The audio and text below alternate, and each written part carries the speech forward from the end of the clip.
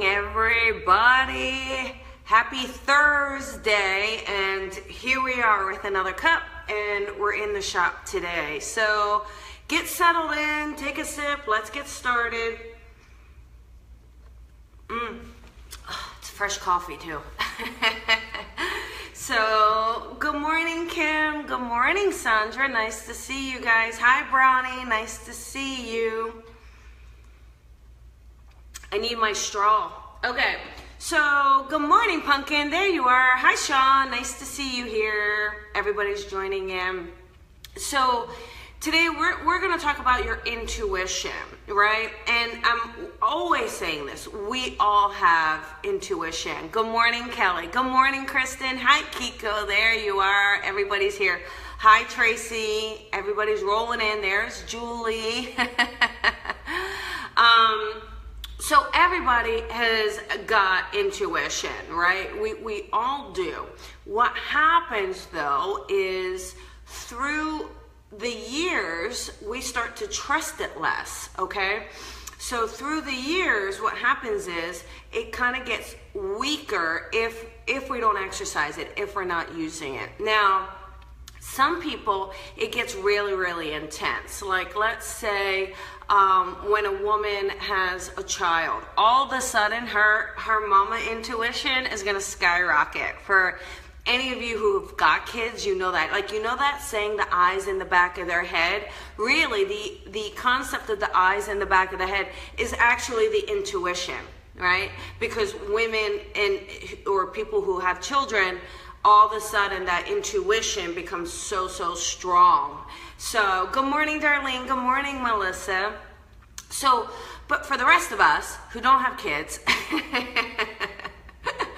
if we're not using it, we forget to trust it. We forget to exercise it, and we forget to use it. And then what happens is we start to rely on everybody else for the answers. We become so afraid to trust ourselves. So what I wanted to do is talk about, how do you build your intuition? How do you really start trusting it? Well, the first thing is to become thank you, Melissa, thank you. Hi, Helen. The first thing is to become very aware of your senses, okay? So we all have the senses, and I'm not going to use the word clairs. It's just going to get a little too complicated for anyone who's just kind of getting into this, okay? So, but it's learning to notice things around you. So using your eyes more, literally in your life. Really focus on colors, focus on nature, focus on people, their reactions. When you sit in a restaurant, really look at people. Then you also want to kind of use your hearing as well. Thank you, Sherry. Hi, Eric. So you want to use your hearing. So now you want to tune in your hearing. So listening to music, listening to people having conversations. This is a good time to be nosy. This is where it's encouraged, being nosy. And then you want to kind of really, one of the most important ones is tune into here, right here, okay? So this is your gut. This is your, I am going to use the word clairsentient. This is your intuition, okay? So, oh, thanks, Catherine. So this is your intuition. So this is it. So what you want to do is really focus on this as your dial. This is your compass, okay? And you let it steer you. So you use your eyes, you use the colors, what you're noticing, reactions of things. You use your ears. What are you hearing? What are the sounds you're hearing? Nuances, okay? Like, for instance, let's go back to the mom example. See, moms, I don't really think that they're focusing on the noise that their kids make. It's the silence. So let's see, they hear giggles and laughter, then all of a sudden there's dead silence. Well, they know those kids are up to something, right? And what it is it's their hearing became more aware and noticed what wasn't there. And they're like, uh-oh, they're up to something. So there you go. So that's why your eyes and your ears and your feelings are there. Now, the other thing too is you got to start to trust it, okay? Because how many times are you driving or you're doing something and you have this feeling, I should go here, I should do this, I should take a different road, that light's going to change and someone's going to run through it, I should stop. Yet you don't listen to it. You ignore it because you think you're making it up. But you got to start listening to it. This is how it goes. Hang on. This is how it goes. So when you listen to it, then you can react in the actual time, not after the fact, saying, I knew it. Oh, and listening to it. So you can practice that throughout the day. Again, when you're driving is a great time, Notice if you feel that someone is going to try to speed through the light, or if they're going to stop, or if they're texting while they're driving. Just get a feel for that sort of thing, okay? Yeah, see, there you go. She's talking about avoiding a 4-car pileup this morning. It's so true. It happens to a lot of us. So there's a lot of things that we can know if it's the right decision for us, just simply by us tuning in and listening. What happens is, our mind gets all in it, your worries get in it, your fear of making a mistake, your fear of being wrong gets in it. But the more you can trust what you're getting and how you're getting it is when you're going to be tuning in a lot more and just being aware of things. So a lot of times too, women, I don't want to just say women, but people will get a feeling that their spouse is not being faithful. Now, you'll know it's little things. I mean, they may seem obvious, but not really when someone's in the situation. Like maybe not being as available, or little nuances like, all of a sudden they're becoming more aware of their health. Little things. Now, these could be very, very subtle. But when it's mixed with someone feeling like there's something else going on, that's when you got to listen to it. That's when you got to kind of become Scooby, investigator, Inspector Gadget. So there's a lot of things in your life. Oh, you just dreamed of that one last night. See?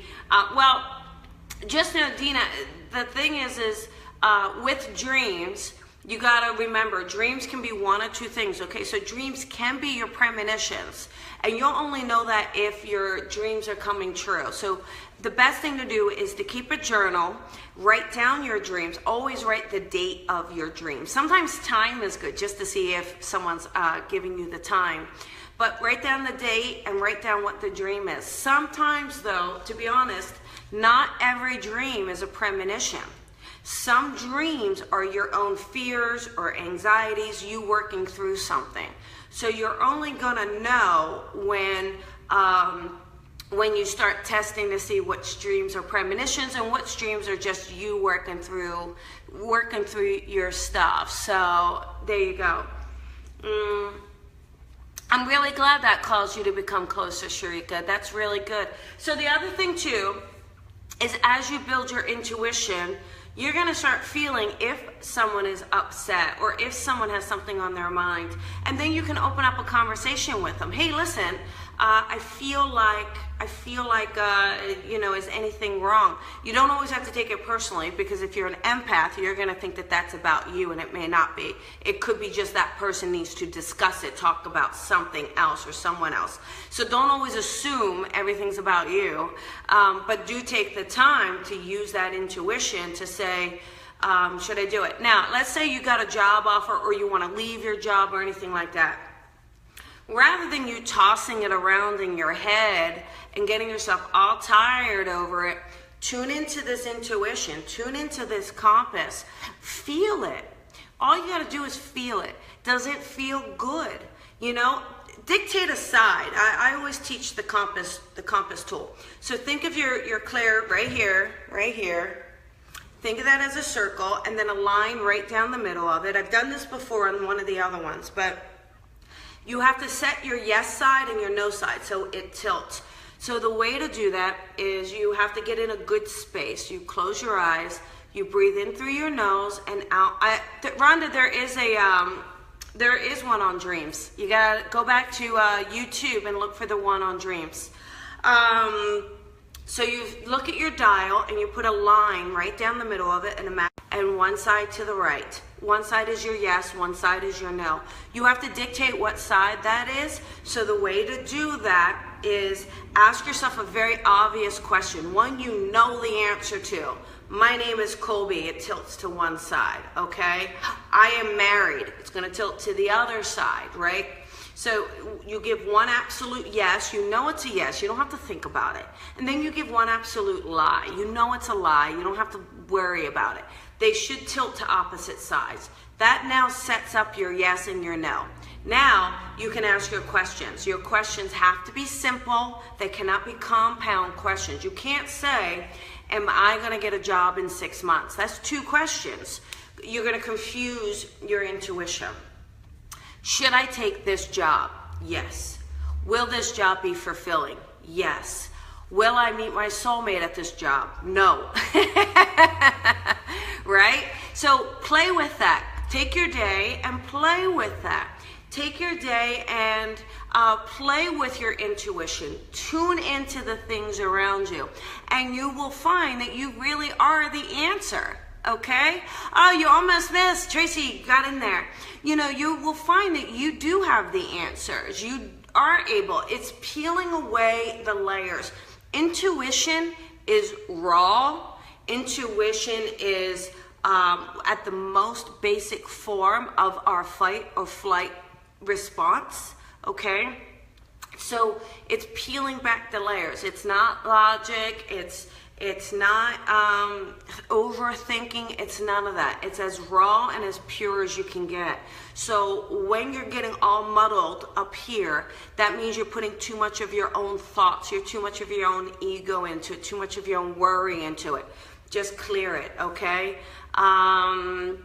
Well, Nikki, yeah, that's what I'm saying. Can't anxiety block it? Well, that's just what I'm saying is you have to clear it and you have to get to that most basic form. You got to clear what's up here, what you're creating up here. And you can do things like that through meditation, through grounding. There's some videos, so always go back to the YouTube, look at the old videos, because a lot of these things I talk about, I do a whole video on them, the whole topic itself. So kind of go back and look at them, but spend a day playing with your intuition, playing with the gifts that you already have, okay?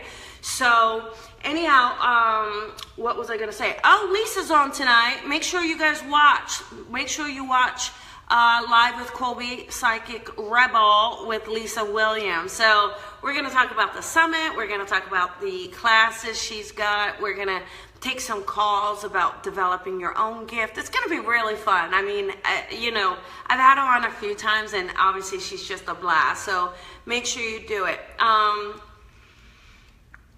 So Nick, you know, Nick, the thing is there are, you know, there's a lot of things. Hopefully you're getting treatment for the PTSD, but you got to practice the grounding. You got to work on it. And otherwise, you know, you really will just kind of get yourself in a cycle of not working through it. It takes discipline. Grounding takes discipline, you guys. Grounding is not just, oh, let me ground, okay? Grounding it takes some discipline through meditation, through calming, through breath, all of those things. Hey, Laura, real quick, so you can watch YouTube. If you go to Psychic Rebel YouTube, okay? So there you go. Can symbols be a way of intuition? No, symbols are signs. Intuition comes from you. Now, your intuition may say, that sign is from my husband. That is right. But signs ultimately are not, you know, your intuition comes from within you, okay? All right, you guys, there you go. Have a fabulous, fabulous day. Tomorrow is hair day. Oh my God, let's celebrate. I didn't need to do the GoFundMe either. I was about to. It was about to get desperate all up in here. I gotta tell you, my grandmom was like, My grandma was like, you need to get that hair done. All right, you guys, have a for joining me and being a part of today. And for all of you tuning in, I do hope you got something out of this today, and know that I'm with you. I'm with you, and we're celebrating. And oh, thank you, Nick. Thank you, hon. So, all right, you guys, have a fabulous day. I'll see you tomorrow. Bye.